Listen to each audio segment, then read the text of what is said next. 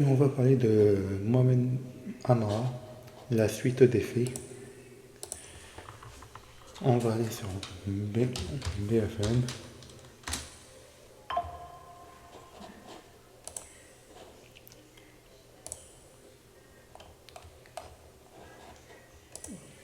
Hop, tac.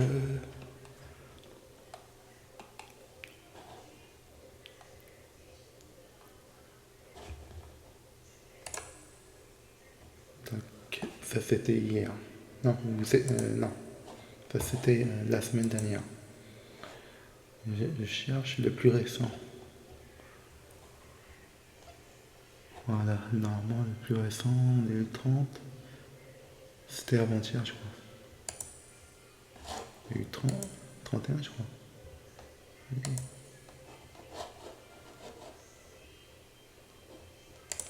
Amra qui ont favorisé son évasion et surtout un manque de communication entre les différents services concernés alors qu'il avait été placé sous surveillance, sous écoute entre novembre 2022 et mai 2023, potentiellement donc à en croire le garde des Sceaux.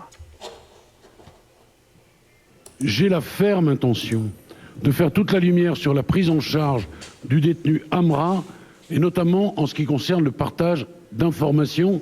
Et c'est pourquoi j'ai ordonné une inspection confiée à l'inspection générale de la justice.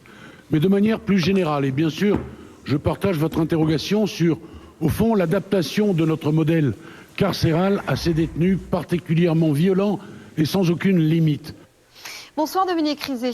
Bonsoir Alice. Ravi de vous retrouver. Bonsoir François Corbert, Bonsoir. Délégué général de l'association Robin des Lois et ancien détenu. Vous avez été incarcéré en 1982 pour complicité de meurtre. Merci d'être Il y a 40 ans. avec nous sur ce plateau. Il y a 40 ans, effectivement.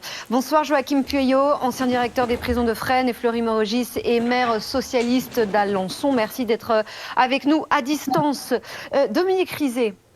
Obligation de moyens, obligation de résultats, c'est aussi comme cela qu'il faut interpréter les dernières déclarations du garde des Sceaux? Alors, le garde des Sceaux dit qu'il s'étonne, qu'il voudrait comprendre pourquoi l'information n'a pas été partagée entre, sous-entendu, la juge d'instruction qui instruisait le dossier Mohamed Amra, qu'il avait placé en détention en attendant donc peut-être qu'il soit jugé un jour dans un dossier de complicité de meurtre, et la pénitentiaire. C'est compliqué parce que on entend ce que dit Éric Dupond-Moretti, et en même temps, ça n'a aucun sens, parce qu'un juge d'instruction n'a pas à partager ces informations avec qui que ce soit, ni avec la pénitentiaire, ni avec qui que ce soit. La juge d'instruction s'intéresse à Mohamed Amra, qui est en détention, à sa demande à elle, avec évidemment l'aval du juge des libertés de la détention. Et ensuite, la juge fait son travail. Elle demande une écoute. Elle a le retour des écoutes téléphoniques qui sont posées soit par des policiers, soit par des gendarmes. En tout cas, elle a le retour et c'est elle que ça regarde. Alors, bien sûr, si elle entend parler d'un projet d'évasion d'Amra, elle va prévenir la pénitentiaire. Mais vous pensez bien que même s'il en a l'intention et s'il en avait parlé au téléphone, il ne va pas dire « viens me chercher ». Alors pourquoi le garde des Sceaux dit-il cela et maintenant, et que veut-il dire lorsqu'il parle de partage d'informations? De qui parle-t-il exactement? La juge d'instruction et la pénitentiaire. Et la pénitentiaire. La juge d'instruction et la justice. Mais même le garde des Sceaux n'a rien à savoir, n'a pas à connaître du secret de l'instruction de la juge de Marseille. D'ailleurs, c'est la séparation des pouvoirs. Comme vous, j'ai découvert dans la presse un certain nombre d'éléments concernant le détenu Amra. C'est normal, ça? Ben oui, c'est normal. Il est garde des Sceaux, c'est l'homme, c'est le patron de la justice en France. Mais encore une fois, Alice, la séparation des pouvoirs fait que le garde des Sceaux n'a pas à être informé. Mais sinon, on ne serait plus dans une démocratie. Ça veut dire que le garde des Sceaux pourrait passer des coups de fil à quelqu'un en disant « Tiens, sors-moi celui-ci, arrange-moi les affaires de celui-là ». Le système fonctionne bien. Le garde des Sceaux ne le savait pas. Il l'a appris par la presse. La presse va se faire taper sur les doigts parce que la presse a réussi à avoir cette information. Mais voilà, il voudrait maintenant que ça fonctionne autrement. Ça va être difficile parce que les juges sont les juges. Et les juges en France, vous savez, c'est une caste très puissante qui n'a pas l'intention de lâcher le pouvoir qui est le sien, et qui n'a pas l'intention de raconter ce qu'il y a dans ces dossiers. ça paraît pas totalement absurde. Joachim Pueyo, que vous inspire ces toutes dernières déclarations du garde des Sceaux? Est-ce que selon vous, c'est assez logique et c'est même bienvenu cette enquête, ou c'est du pur affichage? Je pense que c'est normal qu'ils saisissent l'inspection générale de la justice, parce qu'effectivement, au fil des jours, on a appris, on a eu des informations qui nous interpellent. Je voudrais simplement rappeler que lorsque un détenu est en mandat de dépôt, suite à une décision judiciaire, le magistrat qui procède à l'écrou adresse à l'administration une notice dans laquelle, effectivement, il y a des recommandations. Moi, il m'est arrivé plusieurs fois de lire quelques notices et le juge demande une surveillance particulière, indique que ce détenu est peut-être fragile sur le plan psychologique. Donc, il y a des informations, mais liées uniquement à la détention, liées à la sécurité et pas, bien sûr, liées à l'affaire. Donc, si effectivement un magistrat apprend qu'un détenu souhaite s'évader, bien évidemment, généralement, il informe les services pénitentiaires. Le sujet dans cette affaire-là, mais là, en c'est le sujet des l'occurrence, portables. Joachim Pueyo, ce que révèlent notamment ces écoutes, c'est que Mohamed Amra a tenté de se procurer des armes alors qu'il était en détention. Ça fait pas partie du type d'information dont devrait disposer l'administration pénitentiaire? Moi, je pense que oui, mais est-ce que le juge d'instruction avait eu les informations à temps? Peut-être pas sûr. Ça, l'enquête pourra le déterminer, parce que lorsqu'il y a des écoutes, c'est pas des écoutes qui sont enregistrées directement dans le bureau du juge d'instruction. Il reçoit effectivement des procès-verbaux, il reçoit des notes de synthèse de la police par rapport à ces écoutes. Donc, je ne sais pas si le juge d'instruction avait été informé juste avant les faits que ce détenu avait souhaité effectivement récupérer pour ses complices une arme de guerre. Donc ça, c'est des questions qui doivent se poser. La deuxième question qu'on doit se poser, c'est par rapport au portable. Parce qu'effectivement, si on est informé que le détenu avait des portables dans sa cellule, moi, ça me pose problème. Parce que les portables sont interdits en principe, même si on sait très bien qu'on trouve de nombreux portables dans les prisons françaises. Ils sont introduits par différentes méthodes, par projection, par complicité, au niveau des parloirs. Également, ça peut arriver. Mais il y a quand même un sujet. Si effectivement le juge d'instruction était informé qu'il y avait des portables dans la cellule, je pense que les services pénitentiaires, sur le problème de la sécurité, tout simplement, auraient dû être informés. Parce que là, en l'occurrence, c'était pas un seul téléphone portable. Voilà. Visiblement, il en disposait de plusieurs, ce qui lui permettait oui, je voudrais faire réagir aussi en plateau, ce qui lui permettait d'ailleurs de faire tourner son trafic. 9 téléphones saisis en 4 mois dans sa cellule. C'est ça, 9 téléphones, merci pour les chiffres, Dominique, saisis en 4 mois. À ce sujet, François Corbert, est-ce que dans les années 80, c'était aussi facile de se procurer des téléphones portables lorsqu'on était en prison? Non, parce que les portables n'existaient pas. Pas du tout? Il n'y avait pas les premiers téléphones portables? Non, je crois que le premier portable, c'est autour de 90, 92. Ah d'accord. Ce qui n'a pas empêché. Pour moi, je pensais qu'il y avait déjà... trop jeune, Alice. Il y avait déjà des premiers modèles. Vous êtes brillante, mais vous êtes trop jeune. 80, c'était encore les signaux de fumée. Mais vraiment, je veux dire, il n'y avait aucun... C'est 90, les premiers portables. Mais ce qui n'a pas empêché qu'il y ait de très belles évasions par le passé. Je parle de celles qu'il faut rêver, c'est-à-dire sans une goutte de sang, bien sûr. Hein. On reviendra sur l'évasion, mais là, à proprement parler, sur les conditions de détention, est-ce que ces questions auxquelles va essayer de répondre cette enquête qui a été lancée par le garde des Sceaux, vous, qu'est-ce qui vous interpelle là-dedans? Non, mais comme Dominique Rizet l'a dit, des téléphones, il y en a depuis quelques années partout. Et il y a une espèce d'hypocrisie générale qui consiste à fermer les yeux. D'ailleurs, nous, on n'a pas une position révolutionnaire. Adine Hazan, qui était contrôleur général des lieux de privation de liberté, a proposé ça aussi. Ça serait un portable encadré, c'est-à-dire quelque chose qu'on achèterait dans la prison avec une puce numérotée. Et le type qui est pris avec un portable pas normal, on le sanctionne. Actuellement, effectivement, il y a une prolifération parce que c'est des gens qui sont nés à 20 ans avec un portable dans la main quand ils sont nés. Ça fait partie de la culture. Je ne dis pas que c'est bien ou c'est mal. On ne pourra jamais l'empêcher. Ils en saisissent 500, il y en a 500 qui rentrent. Donc là, ce qui me paraît intéressant, c'est qu'une fois l'émotion de ce terrible assassinat retombée, en ce moment, on commence à se demander ce qui s'est passé. Je crois que... On reviendra sur le... Je crois qu'Éric Dupond-Moretti galège un petit peu quand il dit qu'il découvre les choses, qu'il fait une inspection. Il est bien évident qu'officiellement, l'inspection générale de la justice a peut-être été saisie hier ou avant-hier. Mais quand on sait comment ça se passe dans une prison, c'est évident que dès le jour même, le directeur a fait des fouilles dans toutes les cellules. Dès le lendemain, il y a dû y avoir les chiens. Bon, parce qu'un événement comme ça, dans une maison d'arrêt comme Évreux, c'est évidemment terrible. Donc, il s'est couvert, ça remonte immédiatement à la DISP. Il faut savoir que notre administration pénitentiaire est très bien organisée. La DISP, C'est la direction interrégionale des services pénitentiaires qui chapeaute plusieurs départements. Donc, immédiatement, elle est saisie, ça se passe par téléphone à toute vitesse, parce que dans des événements d'une telle gravité, le pauvre directeur de prison ou la pauvre directrice, elle sait très bien qu'elle va avoir tous les médias dessus, et c'est normal qu'on cherche à savoir ce qui s'est passé.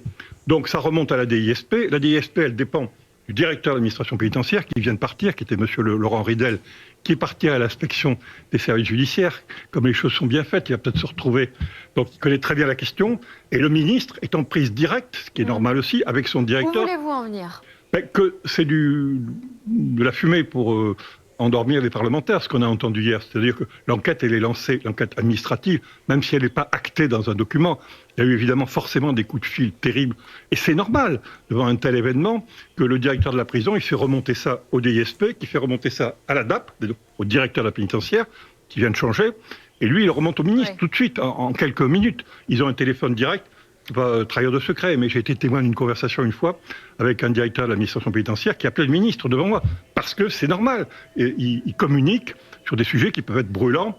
Donc ça, c'est très hypocrite, et je dirais qu'une fois de plus, Éric Dupond-Moretti amuse la galerie, en l'occurrence les parlementaires qui ne connaissent pas bien les prisons, sauf Joachim Pieillot, qui a été parlementaire et qui est un directeur de prison ancien, qui connaît bien le sujet et qui dit pas trop de bêtises, et accessoirement Dominique Rizet et vous, qui dites des choses sensées sur les prisons. Maître Étienne Noël est aussi avec nous et j'espère que vous en direz autant de lui. Il est avocat spécialiste en droit pénal, application des peines, droit pénitentiaire. Bonsoir, monsieur Noël.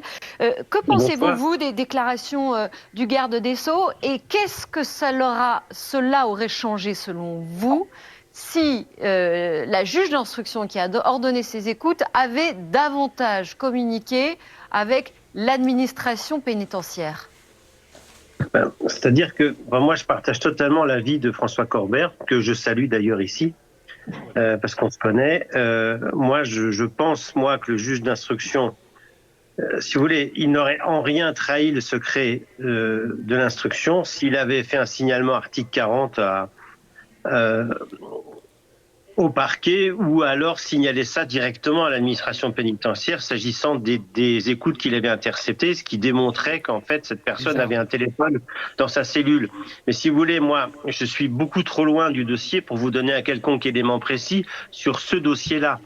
Moi, j'ai un certain nombre d'arguments sur la question des téléphones portables, donc en détention, mais sur le dossier lui-même, si vous voulez, véritablement. Alors, oui, si mais vous voulez, je veux dire, vous avez suivi quand même l'enquête, ce qui a été révélé par BFM TV et nos collègues du Parisien, le portrait qui a été dressé de ce Mohamed Amra qui se retrouve être un narcotrafiquant beaucoup plus inquiétant qu'il n'y paraissait à première vue. Donc, est-ce que vous pouvez quand même, vous, avoir un avis sur est-ce qu'il y a eu selon vous un manque de partage d'informations ? Il y a toujours un manque de partage d'informations de toute façon, dès le moment, entre l'administration pénitentiaire et les juges d'instruction. Dire que le juge d'instruction, lorsqu'il communique avec la pénitentiaire, trahit le secret de l'instruction, à mon avis, c'est aller un peu trop loin. On peut très très bien communiquer sur des éléments liés à la sécurité, et ça me paraît extrêmement important. Moi, je pense que les magistrats, d'une manière générale, connaissent assez mal la prison et la manière dont ça fonctionne.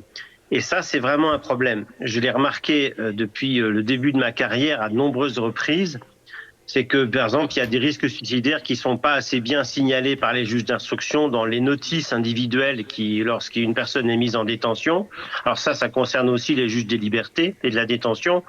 Il y a aussi le fait que les juges d'instruction ont une connaissance tout à fait superficielle de la prison, sauf certains, mais ils sont très très rares. Et le problème, c'est que c'est un peu comme deux forteresses qui sont très très indépendantes l'une de l'autre et qui communiquent mal. Voilà. Alors, en ce qui concerne la maison d'arrêt d'Évreux, c'est une maison d'arrêt que je connais bien, qui est une petite maison d'arrêt avec assez peu de cellules par rapport à ce que peuvent être Fresnes ou Fleury-Mérogis. Et donc, je pense qu'il est infiniment plus difficile de dissimuler des téléphones portables à Évreux qu'ailleurs, que dans des grandes maisons d'arrêt comme les maisons d'arrêt parisiennes. Et de ce point de vue-là, je pense qu'un signalement aurait été efficace de la part de la juge d'instruction de Marseille, parce que le directeur de la maison d'arrêt d'Évreux, je veux dire, c'est vrai que je prêche un peu contre ma paroisse, parce que non, moi, on a compris votre message. Pourquoi on se pose la question ce soir, Dominique Rizet? Parce que si signalement il y avait eu, cela aurait peut-être changé le statut de ce détenu, Mohamed Amra, et donc peut-être aussi la manière dont de le gérer, il a été transféré. D'assurer la sécurité. Oui, bien sûr, ça aurait pu tout changer. Mais pourquoi ça aurait pu tout changer? Il faut expliquer à ceux qui nous regardent. Il était à quel niveau? Il était au niveau 3. Il était au niveau 3, donc en principe, il était transféré avec 3 personnes de la pénitentiaire. En fait, il y en avait 5, 2 de plus. Ça veut dire, c'est la question qu'on se pose aujourd'hui, c'est pourquoi 2 de plus? Peut-être qu'on avait évalué quand même la dangerosité de cet homme, mais comment est-ce qu'on l'avait évalué? Pourquoi est-ce qu'on avait mis 2 hommes plutôt que 3? Pour le reste, quand il est en prison et quand il est écouté, on avait tout à l'heure Evelyne Sirmarin, qui est une grande magistrate, qui a été juge d'instruction, qui connaît ce genre de dossier. Eh bien, elle disait, on a dans un cabinet d'instruction où on a 160 dossiers à gérer, à peu près 4 personnes qui sont en détention et qu'on écoute. Donc, les cellules sont sonorisées. Et quand la cellule est sonorisée, c'est pas forcément le portable du type qui est sonorisé, parce que avoir son numéro, c'est pas facile. En fait, c'est un micro qui est installé dans la cellule et qui capte les conversations. Donc, si Amra parle avec quelqu'un... Qui le met, ce micro? Les agents avant, c'était la police, maintenant, c'est la pénitentiaire qui sait le faire aussi. Mais en tout cas, c'est un acte de justice faut pas se louper, encadré. C'est un juge qui décide de le faire avec l'autorisation d'un JLD ou d'un procureur. Voilà, c'est encadré. Donc, ce sont des actes judiciaires utiles parce que les conversations sont versées au dossier, même si c'est un peu sournois comme façon de procéder, mais c'est utile. Et vous pensez bien que, j'entendais notre avocat, notre interlocuteur, le type au téléphone ne va pas dire « Coco, viens me chercher ». Le code, il est passé autrement. Là, il y avait ce mot AR qui avait été prononcé. AR, c'est le nom d'une arme qui est la R15. Et on retrouve sur l'évasion, visiblement sur les images, des AR-15. Ça ne veut pas dire que ce sont les AR-15 que Amra a demandé à son copain d'aller acheter 6 000 € pièce qui ont servi à le faire évader. Il y a des choses que la juge d'instruction garde pour elle. C'est un juge d'instruction. Et on ne peut pas accepter de demander au juge d'instruction de donner des informations si, bien sûr, il apprend que la personne va s'évader. Mais pour le reste, c'est le secret de son instruction. Et si la juge d'instruction se sert d'un téléphone portable, c'est que le type a un portable, mais que sur le portable, il balance des informations énormes qui vont servir à son dossier, eh ben elle les garde pour elle. Enfin, c'est son métier. Et le risque, j'imagine aussi, c'est que si on le fait changer de statut, cela mette la puce à l'oreille au détenu en question. Mais s'il avait été placé comme DPS, détenu particulièrement surveillé, vous aviez dit il y avait 5 hommes pour le transférer. Ouais. Combien d'hommes en plus y aurait-il eu? Alors, s'il avait été détenu particulièrement signalé, eh bien, il y avait des gens de la pénitentiaire qui étaient des ERIS, des équipes régionales d'intervention. Donc, c'est des groupes qui sont spécialisés pour transporter et accompagner des personnes dangereuses, ou alors les forces de sécurité intérieure, qui peuvent être le RAID, antenne locale du RAID d'Évreux, antenne locale du GIGN d'Évreux, voilà, des forces spéciales avec des véhicules adaptés, une sécurité adaptée, éventuellement des motos devant, une moto derrière, un hélicoptère au-dessus. C'est comme ça qu'on a déplacé Colonna, Christophe Kider, Redouane Faïd, Antonio Ferrara et d'autres, parce que ces personnes-là s'étaient déjà évadées, donc on les surveille, comme Pascal Paillet, enfin, je vais vous en citer des tonnes, voilà, qui sont transportés par des équipes spécialisées. On va parler de l'évasion et de ce guet-apens qui a été tendu aux agents de l'administration pénitentiaire, mais juste en un mot, Dominique Rizet, on aura les résultats d'ici quoi? Quelques jours, quelques semaines de cette enquête qui a été annoncée par le garde des Sceaux? Ça va vite? Ça va aller vite, parce que les personnes à entendre, on les connaît, directeur, directrice de la prison d'Évreux, l'escorte, qui a pris les décisions, la juge qui, elle, va se retrancher effectivement derrière le secret de son dossier d'instruction, et elle aura raison. Voilà, on va essayer. Moi, j'ai l'impression, un peu comme François Corbert, j'ai l'impression qu'on cherche un fusible. Les juges ont souvent le droit. Je suis pas tendre avec eux, mais je vous assure que dans pas mal d'affaires qu'on a traitées, on a vu, il fallait trouver un juge d'instruction parce qu'un violeur avait été remis en liberté et qu'il avait reviolé derrière, et on disait bah oui, c'est de la faute du juge. Sauf que le juge, il est allé au bout du bout de ce qu'il pouvait faire, c'est-à-dire qu'il l'avait gardé le plus longtemps possible et que cette personne, ce violeur, devait sortir. Mais il faut toujours un fusible, et là, visiblement, la juge, il va falloir qu'elle s'explique. Joachim Pueyo, juste un mot là-dessus. Est-ce que selon vous, il y aura un avant et un après sur le partage d'informations après cette affaire?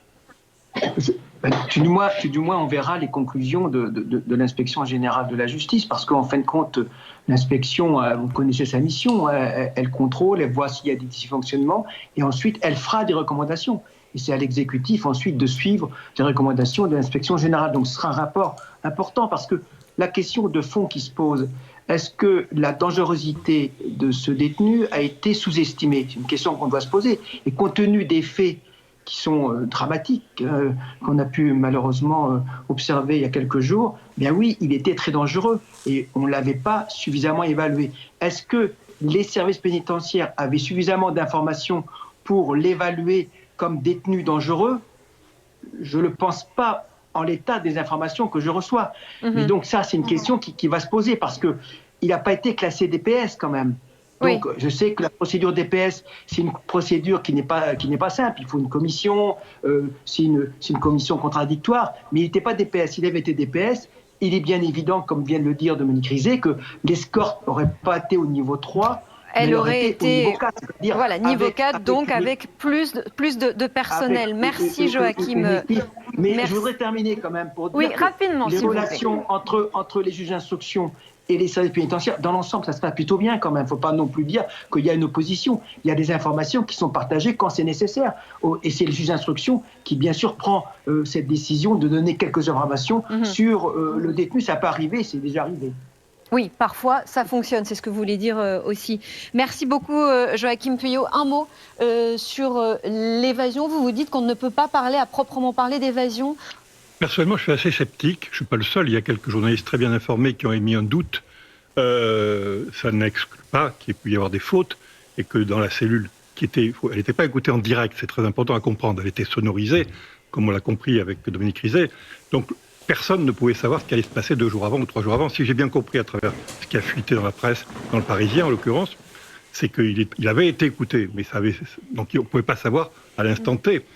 Mais personnellement, je suis un peu dubitatif sur ce qui s'est passé pour différentes raisons. Dès le premier jour, j'ai vu ces images qui sont terribles au péage, et on n'a pas l'impression que le candidat à l'évasion est très pressé. Bon, on dirait plutôt qu'on est venu le chercher de force.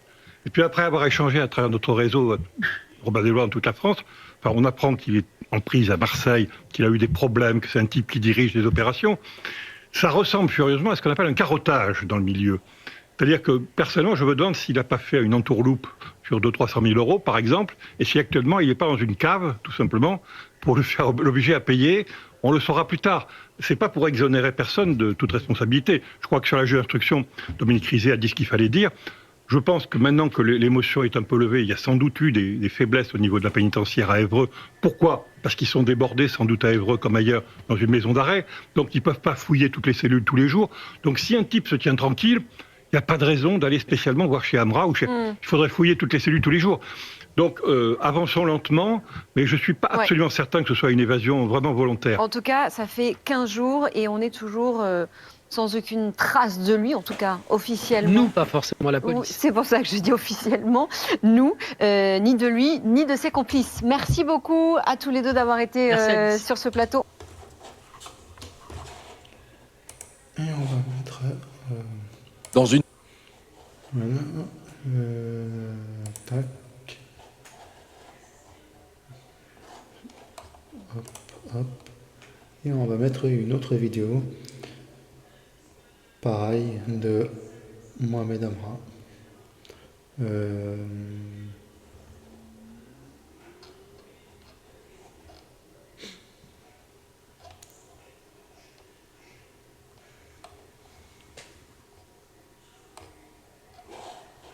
Non. On va retourner.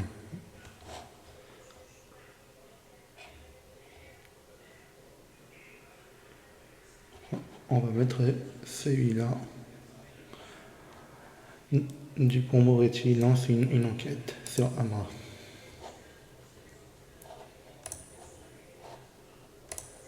Venons-en maintenant à l'enquête concernant l'évasion sanglante. Et c'était hier. C'était avant-hier. Jeudi hier. De Mohamed Amra, l'évasion sanglante au péage avec 2 personnels pénitentiaires qui ont été tués, 3 autres grièvement blessés. Depuis les écoutes au sein de la cellule, on sait que le détenu était dangereux. Alors y a-t-il eu un manquement ? C'est ce que le ministre de la Justice veut essayer de savoir, Éric Dupond-Moretti. Il l'a d'ailleurs dit au Sénat, il lance une enquête. J'ai découvert dans la presse un certain nombre d'éléments concernant le détenu Amra. J'ai la ferme intention de faire toute la lumière sur la prise en charge du détenu Amra, et notamment en ce qui concerne le partage d'informations. Et c'est pourquoi j'ai ordonné une inspection confiée à l'inspection générale de la justice. Alors, on va recadrer tout ça. Pourquoi est-ce qu'il y a cette demande d'enquête administrative diligentée par la chancellerie ? Parce que, en fait, Éric Dupond-Moretti dit qu'il découvre ça dans la presse. Alors, qu'est-ce qu'il découvre ? Il découvre nos informations, BFM TV, celle du Parisien, en date du 23 mai, qui explique que la cellule de Mohamed Amra, elle a été écoutée entre novembre 2022 et mai 2023 à la santé, et que ça dressait le portrait d'un homme violent, dangereux, menaçant, et qui surtout pilotait tout depuis sa cellule, y compris l'achat d'AR-15, enfin d'AR, c'était ce qui était retranscrit dans les écoutes. Et ça pose problème. Sur des fusils d'assaut. Voilà, des fusils d'assaut. Là, ça pose problème parce que on se demande dans quelle mesure l'administration pénitentiaire était au courant ou pas. Visiblement, il n'y avait pas de remontée d'informations, mais c'est justement ce que cette enquête de l'inspection générale de la police va devoir éclairer. Et c'est assez intéressant parce que la juge d'instruction, en théorie, celle qui a ordonné ces écoutes... C'est marseillaise, c'est la juge d'instruction. Exactement, elle enquête. Et sonoriser une cellule, il faut savoir que ça ne se fait pas comme ça se fait dans le cadre d'une information judiciaire, avec l'accord du juge de la liberté et de la détention, sur demande du parquet. Le chef d'établissement, le chef de la santé, il était au courant que sa cellule allait être sonorisée, mais la juge d'instruction n'a pas obligation de communiquer ces informations. À une nuance près, si elle entend des projets d'évasion, alors à ce moment-là, elle est tenue d'en informer le parquet et de faire remonter. La question, c'est qu'est-ce qui a été remonté ? Et est-ce que Place Vendôme était au courant ? Visiblement non. Mais Dominique Rizet, pourquoi Mohamed Amra était sur écoute ? Alors, Mohamed Amra, il a tout un tas d'affaires pour lesquelles il a déjà été condamné, 13 affaires. Et puis, il a celle-ci qui est une affaire pendante, une affaire qui est à l'instruction, dans laquelle il est impliqué de près ou de loin, mêlé au meurtre d'un homme qui a été retrouvé à Marseille, une balle dans la tête, corps carbonisé dans une voiture, un barbecue. Donc, il est en détention pour ça. Il est surveillé par une juge d'instruction qui fait son métier de juge d'instruction, qui le fait bien, qui dit voilà, moi je veux savoir des choses sur ce que raconte cet homme-là au téléphone. Il a un téléphone en cellule, on place un micro dans la cellule, on sait tout ce qu'il dit, et la juge d'instruction, elle est dans son rôle, elle mène une instruction, ça ne regarde le résultat des auditions, en tout cas des écoutes, ne regarde qu'elle, juge d'instruction, elle n'a pas à en parler à qui que ce soit. Si sauf si... projet d'évasion. Il y a un projet d'évasion. Pauline l'a dit. S'il y a un projet d'évasion, il faut qu'elle informe l'administration pénitentiaire. C'est pas le cas. C'est pas le cas. Elle n'est pas tombée sur un projet d'évasion sur les écoutes. Donc, elle garde les informations pour elle parce qu'elle instruit un dossier dans lequel il est question de ce qu'a fait ou pas fait cet homme-là et de son implication dans ce dossier. Donc, elle n'a à rendre de compte à personne. Il y a le mot. Est-ce que ça aurait changé ? Normalement, ça devait changer la protection du détenu, ou plutôt la manière dont on devait le transférer ou pas ? Parce que c'est ça, j'imagine. Alors, imaginez, oui, mais pour dire voilà, il faut changer, il faut évaluer différemment ce prisonnier. Il ne faut pas qu'il soit 3, il faut qu'il soit 4 ou DPS. Il faut qu'elle donne des informations à l'administration. Et elle n'avait pas intérêt à les donner, parce que si elle les donne, ils se rendent compte que c'est sonorisé, et évidemment, ils vont beaucoup moins parler en cellule. C'est ça l'enjeu, en fait. Tant qu'elle n'avait pas ce qu'elle voulait pour pouvoir le mettre en examen dans cette histoire de meurtre à Marseille, eh bien, elle continue son travail. Nous sommes avec Sébastien Nicolas, qui est secrétaire général FO Direction. Est-ce que c'est une bonne chose d'ouvrir cette enquête administrative ? Bonjour à tous. Oui, écoutez, c'est une très bonne chose. Nous avons quand même 2 morts et 3 blessés graves dans cette affaire. Il était assez évident qu'on ne pouvait pas faire l'économie d'une enquête administrative pour déterminer l'ensemble des éléments qui ont conduit à cette tragédie. Le premier d'entre eux étant évidemment l'attaque en elle-même, mais celle-ci étant soumise à une enquête judiciaire. L'idée de l'enquête administrative, c'est de déterminer l'arbre des causes qui a pu faciliter cette attaque. Est-ce qu'il y a des dysfonctionnements selon vous? C'est justement le travail des inspecteurs de la justice de le déterminer. Moi, je ne peux qu'insister sur le fait, par rapport à ce qui vient d'être dit, que les informations qui nous permettent de mieux gérer une personne détenue, c'est-à-dire de mettre face à un risque des méthodes de travail, un nombre de personnel suffisant, c'est la première protection dont nous disposons de l'administration pénitentiaire pour bien faire notre travail. On ne demande pas de connaître les détails d'une enquête, on ne demande pas que l'on transgresse le secret médical sur une pathologie ou le secret de la défense quand on est sur des activités de renseignement. On demande juste, sur un principe tout simple, qui est celui du besoin d'en connaître, que l'on nous dise quel est l'état du risque que l'on encourt avec tel ou tel individu. Voilà, c'est uniquement cela dont on a besoin pour faire notre travail. Mais ça veut dire, Sébastien Nicolas, que un partage d'informations aurait peut-être pu sauver la vie des personnels pénitentiaires qui étaient dans le fourgon? Alors, l'enquête le déterminera, mais il est évident que si l'administration pénitentiaire n'avait pas les informations suffisantes sur le profil de Mohamed Amra, et que ces informations étaient connues d'autres personnes, il faudra nous expliquer pourquoi elles n'ont pas été données. Parce qu'effectivement, si nous avions sans doute su que Mohamed Amra était le trafiquant d'ampleur tel qu'on le décrit, les mesures d'accompagnement lors de son extraction auraient été bien différentes. Mais justement, ça aurait changé quoi, Pauline Revenat, les mesures d'extraction différentes? Alors, s'il avait été classé DPS, en termes d'escorte, ça aurait pu changer l'armement et surtout la composition des personnes qui l'escortaient. Ici, c'était des agents pénitentiaires et en DPS, c'est des policiers ou des gendarmes qui sont plus armés pour ce type d'opération d'extraction. La particularité, c'est que récemment, il était passé du niveau 2 au niveau 3. Il faudra comprendre pourquoi déjà on l'avait relevé. Et ils devaient être 3 agents puisqu'ils étaient en niveau 3. Or, ils étaient 5. Donc la question qui se pose, c'est pourquoi est-ce qu'il a 5 agents alors qu'il est en niveau 3? Peut-être, je dis bien peut-être, qu'une information est remontée à ce moment-là à l'administration pénitentiaire. C'est justement ce que va déterminer l'enquête. Maître Roy, c'est avec nous. Bonsoir. Bonsoir. C'est quand même effarant dans cette affaire, c'est que cet homme était suivi, écouté, intéressait une juge d'instruction à Marseille, et finalement, on n'a pas pu empêcher son évasion. Ça demande effectivement une enquête et peut-être même plus. En fait, moi, depuis le début, quand j'ai eu connaissance de cette affaire et du casier judiciaire de ce monsieur, j'ai assez vite compris quel type de profil c'était, parce que c'était quand même quelqu'un qui, depuis l'âge de 15 ans, commettait des infractions. Donc, on avait quand même un pédigré dont on sentait à la lecture du casier, etc., que c'était pas un petit délinquant. Alors après, le contexte, vous savez, c'est compliqué parce que manifestement, il y avait plusieurs instructions. Manifestement, il y avait des écoutes dans sa cellule.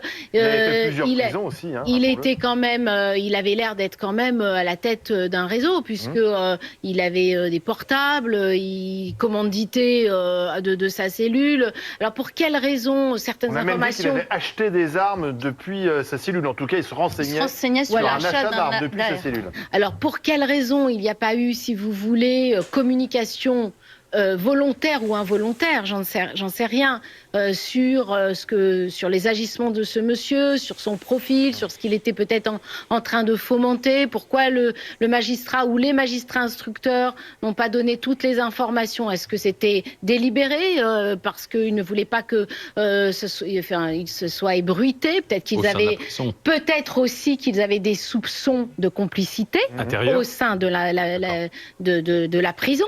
Donc on ne sait pas, vous savez, ça peut être multifactoriel. Est-ce qu'en temps normal, les services se parlent, les juges, la pénitentiaire, le ministère de la Justice? Parce que quand même aussi, on a l'impression que le garde des Sceaux, il apprend tout ça dans la presse. En fait, nous, vous savez, on n'est pas tellement informés en tant qu'avocat de ce qui se dit au sein de l'administration, sauf quand il y a des affaires et qu'il y a des commissions disciplinaires, auquel cas on est amené à assister nos clients parce qu'ils ont commis une infraction dans le cadre de la détention. Mais sinon, on n'est pas dans ce secret-là. Et déjà, l'instruction, je vous rappelle qu'elle est soumise elle est secrète, archi secrète. Donc, c'est pas à nous de savoir ce qui se dit, quelles sont les communications. On va pas venir nous dire à nous, vous savez, la cellule de votre client, elle est sur écoute, ou alors. Oui, mais ce qu'on apprend, par exemple, sur écoute, c'est finalement, on laisse un portable, au moins un portable, à Amra pour pouvoir l'écouter, alors qu'a priori, c'est interdit en prison. Oui, mais écoutez, il faut arrêter cette hypocrisie. Hein. Tout le monde sait. La 9, on lui en avait saisi. Hein. Non, mais alors, je vais vous dire une chose. Hein. Ouais, tous les détenus, alors. ont des portables. Voilà. Et nous, on est très embêtés parce que je vais vous dire une chose. Quand quelquefois on reçoit un appel téléphonique, soi-disant du frère, soi-disant du cousin, soi-disant de tel, et que on est obligé de s'assurer en disant, monsieur, vous m'appelez d'où? Alors non, mais la cabine, on le connaît parce qu'on sait que c'est un numéro, il faut être sur une liste. Et moi, j'exige. Parfois, vos clients vous appellent directement de la cellule. Bah, si le gars fait ça, moi, je lui dis, monsieur, je peux pas vous parler. Hein. Ça, c'est interdit, vous le savez très bien. Donc, comme ça, déjà, c'est réglé. Et parce que c'est une infraction, nous n'avons pas le droit de communiquer. Mais c'est une hypocrisie.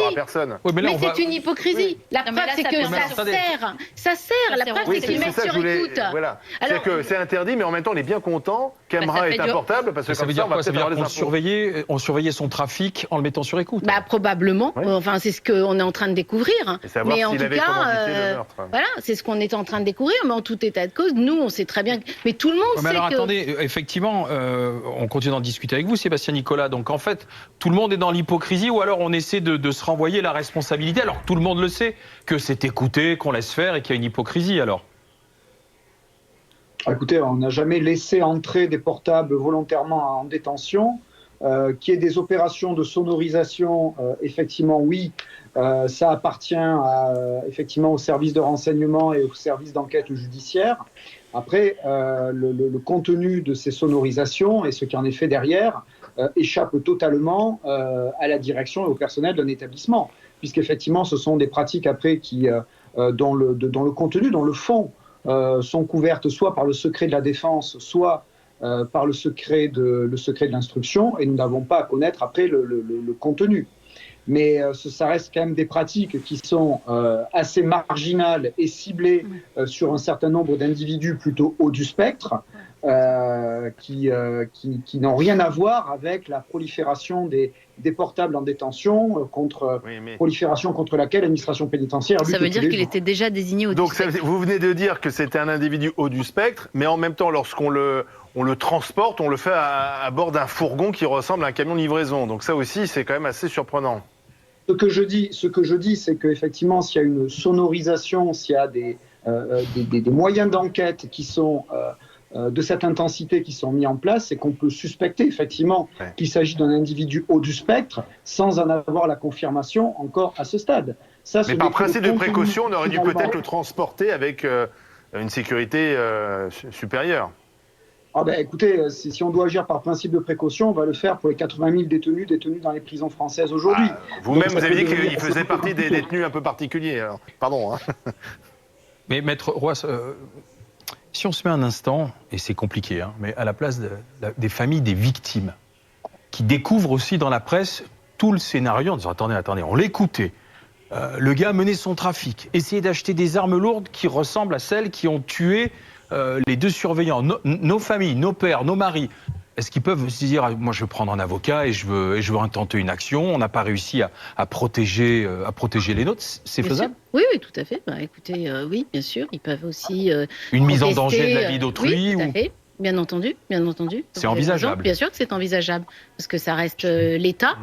Et voilà, donc ils peuvent très bien contester les conditions. Moi, il y a quelque chose qui m'a quand même choqué, c'est ce camion de l'administration pénitentiaire qui s'arrête à un péage. Oui, ça aussi. Enfin, ça n'a pas de sens. Donc il se met en fragilité à ce moment-là, parce qu'il est à l'arrêt. Bien sûr que les familles peuvent attaquer l'État. Je vous rappelle quand même qu'il y a des familles de militaires français tués en Afghanistan qui ont voulu attaquer l'État français parce que leur fils soldat, qui avait pourtant signé pour être un soldat, était mort en Afghanistan, mais le contexte faisait qu'on reprochait à un sous-officier de les avoir emmenés dans un endroit dangereux. Tout le monde peut attaquer tout le monde. C'est comme ça, voilà. On est un peu à l'américaine aujourd'hui en France. Sauf que là, il y a quand même beaucoup de questions sans réponse. Absolument, non, mais complètement d'accord. Moi, je voudrais juste préciser quelque chose pour tous ceux qui nous écoutent. On ne parle pas d'une écoute téléphonique, Amra. On parle d'une sonorisation. On parle d'une sonorisation de sa cellule. C'est-à-dire que ce que veut savoir la juge d'instruction de Marseille, c'est ce que dit ce type dans sa cellule à d'autres personnes. Vous savez que le soir, on se parle de fenêtre à fenêtre, Hein, Parfois, voilà, les t'es sur cellules- quoi? les Je suis cellules sur sont telle ouvertes affaire, aussi. je suis sur. On se raconte d'ailleurs sa vie. Ou alors on peut se retrouver avec un autre co-détenu ou deux. Donc on va se parler, on va se raconter ces trucs. Je suis sur un coup. Est-ce que tu veux monter avec moi sur un braquage? Est-ce que cette affaire de stup t'intéresse? Donc c'est la cellule qui est sonorisée. Au début, elle l'était. C'est la loi Perben 2 qui autorisait à écouter dans des domiciles. Une cellule, c'est un domicile. Et on a dit voilà, on va écouter dans les cellules. On écoutait surtout les terroristes parce que leur conversation était intéressante. Ensuite, eh bien, c'est venu un peu plus dans les affaires de droit commun. Au début, c'était la police qui installait les dispositifs. L'administration pénitentiaire a maintenant un service qui s'appelle le renseignement Pour pénitentiaire. le faire qui est- très discrètement, forcément. Pour le faire plus Mais discrètement. qui est très précieux, qu'évidemment, parce qu'il y a voilà. beaucoup d'infos. Et en fait, on pose des micros. Donc, on rentre dans la cellule, on pose un micro. Évidemment, on ne le pose pas sous la table, parce que quelqu'un qui est capable de cacher 2 grammes de cocaïne dans sa cellule, autant vous dire qu'il la connaît par cœur, et que si on lui met un micro, il va va le vite le voir, trouver. ouais. Donc, il faut être malin pour poser le micro. Le micro, quand il est posé, c'est un micro qui est un 4G ou un 5G, comme nos téléphones, voilà, et qui est Collé. vivant, qui attend, qui est collé quelque part et qui est vivant. C'est-à-dire que dès que quelqu'un va parler, le micro va émettre. Donc ça mobilise quand même du personnel Mais pour attendez, et après, il écouter. y a toute la transcription. Ouais, c'est bien un sûr, boulot c'est de ça. fourmi incroyable. C'est-à-dire qu'il y a des heures et des heures de conversation, d'écoute Ouais. difficiles à retranscrire parce qu'en détention, Ouais. il y a énormément de bruit, il y a énormément de bruit parallèle, de nuisances. Et il y a beaucoup de gens, du coup, qui travaillent là-dessus et qui font remonter ces. Et le policier, ce que raconte là Pauline, le policier qui a l'enquête, eh bien lui, il a le micro qui est posé dans la cellule d'Amra. Si Amra se met à parler, le micro va émettre et enregistrer la conversation en même temps qu'il va l'envoyer directement sur le téléphone. Il m'est arrivé d'être en train de prendre un pot avec des policiers qui avaient un numéro qui sonnait et qui écoutaient en direct un type qu'ils avaient dans leur dossier qui était en train de raconter son trafic et son... Voilà. Donc eux, ça les alertait tout de suite. Et le lendemain matin, en arrivant au bureau, ils avaient la conversation qui était retranscrite ou qu'il fallait retranscrire. Et voilà pourquoi on ne met pas de brouilleur en prison. Parce que si vous mettez des brouilleurs en prison, Bah, écoutez. les micros 4G ou 5G fonctionnent plus. Mais Donc est-ce- avant de mettre des brouilleurs, on se pose cette question-là. Est-ce qu'on n'est pas aussi dans une espèce d'affrontement police-justice? C'est-à-dire que Maître Dupond-Moretti, il a quand même dans son administration 2 morts, 3 blessés graves. Il a peut-être aussi des gens qui disent, Monsieur le ministre, là, ça vient de l'intérieur. C'est à Ah, de toute l'intérieur façon, dans ce qu'il faut dossier, il y a- essayer de savoir ce qui a pu se passer. De toute façon, dans ce dossier, il y a une obligation de résultat, il y a une obligation de moyens, donc tout doit être fait, y compris les enquêtes internes, les enquêtes administratives pour faire la lumière. Est-ce qu'il y a eu des défaillances? Est-ce qu'il y a eu des complicités internes? Comment on s'est retrouvé là et comment on a 2 morts au tapis? C'est vrai que on peut se mettre à la place des familles des 2 agents pénitentiaires qui ont perdu la vie. Ces révélations, ce doit être absolument pénible. Obligation de résultat des deux Obligation de côtés. résultat. C'est-à-dire qu'il faut que l'intérieur retrouve Mohamed Amra et le commando. Ça fait 15 jours. Ça fait 15 jours. Et puis Oui, toujours en fuite. la chancellerie, qu'est-ce qui n'a pas fonctionné quoi. Totalement. C'est ça. Exactement. Justement, cette enquête, elle doit aboutir à quoi précisément, cette enquête? Et bien justement, savoir si les infos sont remontées, à qui elles sont remontées, et si elles ne sont pas remontées, qu'est-ce qu'on en a fait? Enfin, le trajet des informations, en tout cas, si on en croit le garde des Sceaux, il n'était pas au courant. Oui, parce C'est qu'il dit, normal je l'ai ça, que le découvert garde dans la des Sceaux presse. soit pas Oui. au courant? Écoutez, ça, je ne peux pas vous répondre véritablement, mais ce que je sais, c'est que il y a beaucoup de choses qui s'entrechoquent en fait dans tout cela. Oui, mais Il y est-ce a que le le ministre de la secret de Justice doit être au courant de l'instruction. toutes les Mais affaires? non, Bah non, sans doute, bah non. mais il a pas Mais le droit non, d'être au courant. il y a Il a beaucoup pas le droit d'informations qui Ah oui. s'entrechoquent parce que vous avez Mais d'un c'est pas sur les côté. pouvoirs quand même. Mais c'est la séparation des pouvoirs. Le Le garde des juge, Sceaux oui. n'a pas à savoir ce que fait un juge d'instruction, Voilà. Exactement. ni un procureur de la République. En dont les théorie, il n'y a procureurs pas sont de nommés par faute de cette juge Voilà, il y a d'instruction, aucune elle faute fait de son cette boulot. juge. Non, le simple, on veut savoir s'il y avait des informations suffisantes qui auraient dû être données à l'administration pénitentiaire pour surveiller davantage. Il y a juste le mot AR, Ouais. dont Mohamed parlait Amra, voilà. tout de suite Pauline. AR, c'est AR-15. Donc si elle entend AR, peut-être qu'à un moment, il faut dire... Bon, C'est les fusils attention, d'assaut. Fusils d'assaut. Mais... Même chose, si la juge dit voilà, il est en train de chercher des AR, elle balance des informations sur son dossier, elle a peut-être pas envie de le faire parce qu'elle veut elle savoir. pense ce que- peut-être pas à une évasion à ce Combien- moment-là. il faut rappeler combien de temps il est resté sous écoute à la Maison de la Santé. Alors, il est la resté sonorisation. sous écoute entre novembre 2022 et mai 2023. Et les sonorisations, c'est des délais de 4 mois renouvelables 1 ou 2 fois. Et là, donc, ça fait au moins 2 Bah, fois. renouvelable, Enfin, là, ils ont fois. renouvelé une Donc, fois. Ça fait Exactement. 8 mois. Après, il est parti au Beaumet. Moi, je ne sais pas si sa Oui. cellule au Beaumet a été Ah, sonorisée. il a fait plusieurs. Je ne le sais pas. On va quand même Merci. pas reprocher à une juge de faire son boulot, non? Ah non, c'est pas ce qui est dit. Non, L'enquête, c'est le partage juste sur le d'informations. d'informations. Non, la question, c'est Effectivement. pourquoi une enquête a été diligentée pour faire justement la lumière sur ces remontées d'infos. Affaire qui va continuer, bien sûr, dans ses développements. Merci Sébastien Nicolas, Maître Roas, Pauline et Dominique. Dites-moi dans les commentaires qu'est-ce que vous en pensez de cette vidéo. partagez la vidéo, abonnez-moi à ma chaîne YouTube, Twitch, TikTok, Instagram et TikTok. Et je vous dis à plus tard.